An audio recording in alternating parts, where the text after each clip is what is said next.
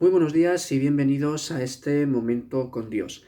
En el capítulo 3 del libro de Génesis dice lo siguiente: Pero la serpiente era astuta más que todos los animales del campo que Jehová Dios había hecho, la cual dijo a la mujer: ¿Con que Dios os ha dicho no comáis de todo árbol del huerto?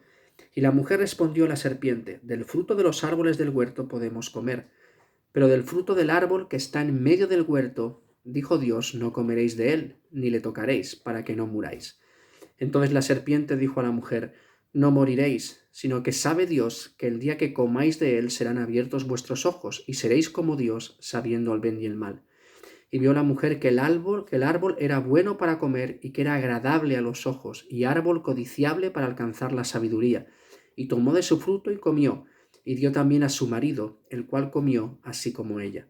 Entonces fueron abiertos los ojos de ambos, y conocieron que estaban desnudos. Entonces cosieron hojas de higuera, y se hicieron delantales. Y oyeron la voz de Jehová Dios que se paseaba en el huerto, al aire del día. Y el hombre y su mujer se escondieron de la presencia de Jehová Dios entre los árboles del huerto. Mas Jehová Dios llamó al hombre y le dijo: ¿Dónde estás tú? Y él respondió: Oí tu voz en el huerto, y tuve miedo, porque estaba desnudo, y me escondí. Y Dios le dijo: ¿Quién te enseñó que estabas desnudo? ¿Has comido del árbol que yo te mandé no comieses? Y el hombre respondió: La mujer que me diste por compañera me dio del árbol, y yo comí. Entonces Jehová Dios dijo a la mujer: ¿Qué es lo que has hecho? Y dijo la mujer: La serpiente me engañó y comí.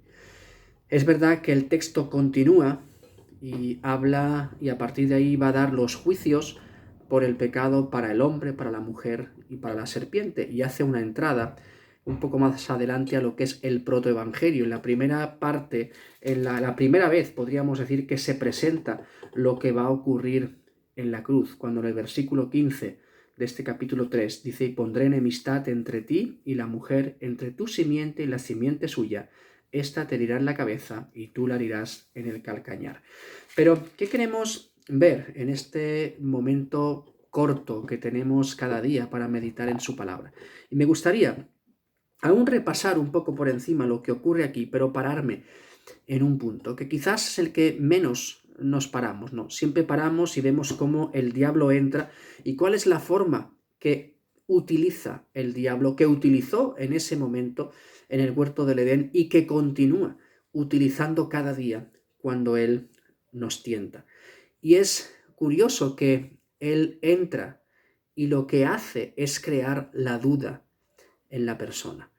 Porque al final, cuando Eva pues le responde, ¿no? Que no, que sí pueden comer de todos los árboles del huerto, a la pregunta que él le ha hecho, pero solamente hay uno del que no pueden comer, porque sin duda el día que comieren morirán. Por supuesto, estaba hablando de una muerte espiritual, de una muerte física, aunque con el pecado entra también la muerte física.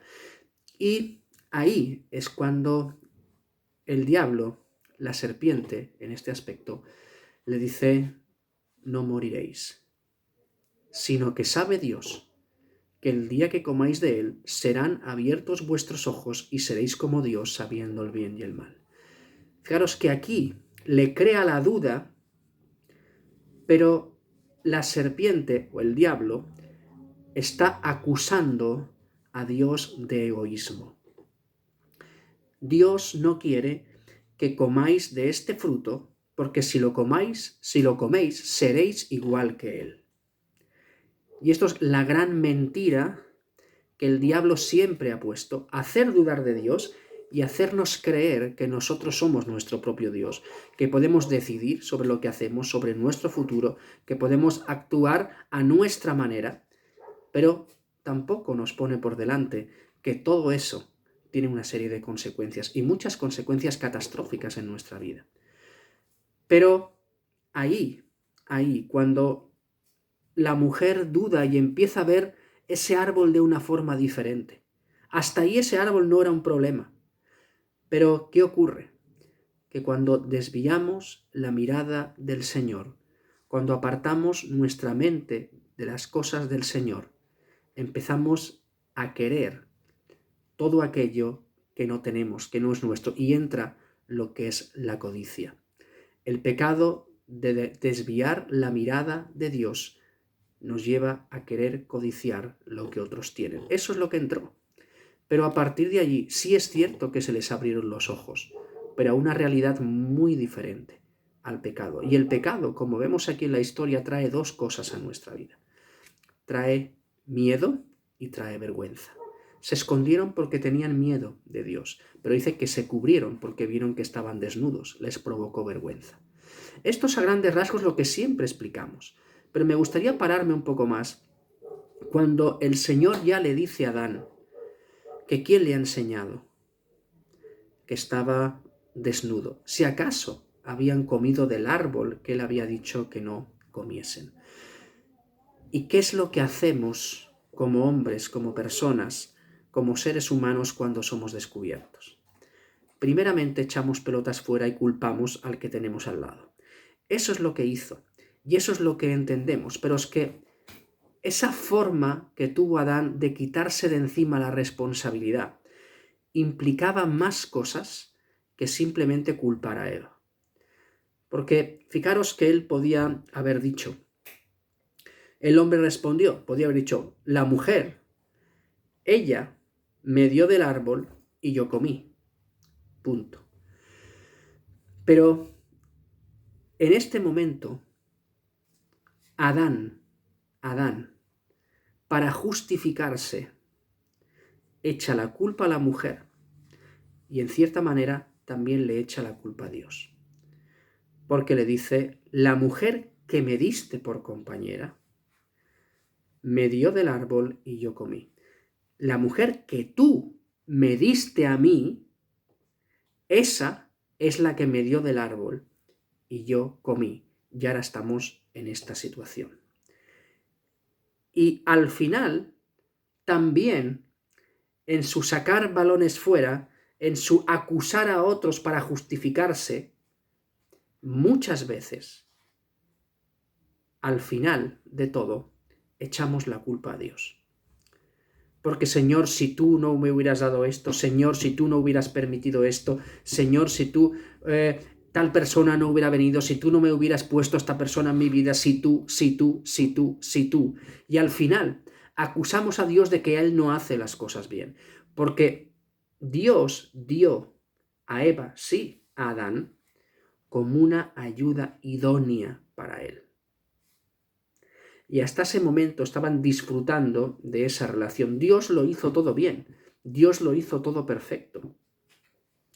Pero hubo un momento en el que el hombre, tanto el hombre como la mujer, deciden desobedecer a Dios. Y que Dios haya hecho las cosas bien no justifica o no te exime de que tú te puedas equivocar y que tú puedas hacer las cosas mal. Pero muchas veces, y eso es lo que tenemos que aprender y no hacer, cuando algo nos va mal, cuando pecamos, cuando nos equivocamos, muchas veces le echamos la culpa a Dios de por qué ha permitido, de por qué ha hecho, por qué ha dicho, por qué. Y ni tú ni yo somos nadie para culpar a Dios de nuestros propios errores. Esto es lo que nosotros tenemos que aprender. Y esto es lo que tenemos que ver que ocurre en el mismo relato del Génesis. No es tan raro que hoy en día ocurran estas cosas porque ya en el principio ocurrían. Pero como hombres, por supuesto, como seres humanos caídos y pecadores, nos vamos a equivocar y vamos a pecar. Pero ¿qué hacemos cuando esto ocurre? ¿Qué hacemos cuando tenemos ese miedo y esa vergüenza? Ese miedo y esa vergüenza nos tienen que llevar al arrepentimiento y nos tienen que llevar a volver a la comunión con el Señor. Y delante del Señor tenemos que ser responsables de nuestros propios actos y de nuestras propias decisiones. Y nunca culpar a otra persona y mucho menos culpar a Dios de lo que nos ocurre o culpar a Dios de en dónde nos hemos metido y culpar a Dios de nuestras desobediencias pensando que ha sido Él quien nos ha empujado a todas esas cosas. Nunca puede ser así en nuestra vida. Entonces que en esta mañana, después de ver cómo actúa Satanás, lo que ocurre en nosotros cuando desviamos la mirada de Dios, que nos entra la codicia, lo que ocurre cuando nosotros pecamos, que trae a nuestra vida miedo y vergüenza. Y a continuación nos lleva a la justificación del pecado. Donde no hay arrepentimiento hay justificación. Y cargamos con nuestro pecado, con nuestra culpa a otros. Pero muchas veces al final esa carga a otros está demostrando que quien de nos estamos quejando realmente es de Dios. Vayamos con cuidado. Es cierto que en nuestro peregrinaje, en nuestro caminar, caeremos, pecaremos, pero que eso nos lleve al arrepentimiento y nunca, nunca a querernos justificar y mucho menos a culpar a Dios de lo que nos ocurre. Al revés, que vayamos arrepentidos, volvamos a esa relación y realmente que nuestros errores nos ayuden a aprender para no cometerlos de aquí en adelante, para que realmente vivamos para el Señor, para su gloria y para su honra. Señor, te damos gracias por este día. Señor, te damos gracias por todo lo que tú nos das, Señor, por todo lo que tú nos enseñas. Y te pedimos perdón. Perdón, Señor, porque muchas veces incluso nos justificamos y te acusamos de que tú nos pones en situaciones, de que tú pones personas, de que tú has permitido algo, de que tú no has prohibido otra cosa, de que tú no has detenido cierta otra cosa para culpar de nuestros errores.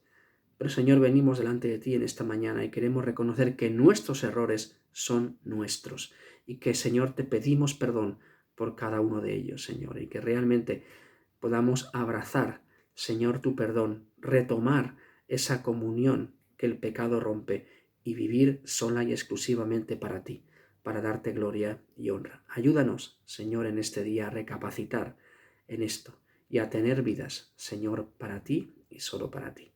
Te alabamos, Señor, y te bendecimos. En el nombre de Jesús. El Señor nos bendiga.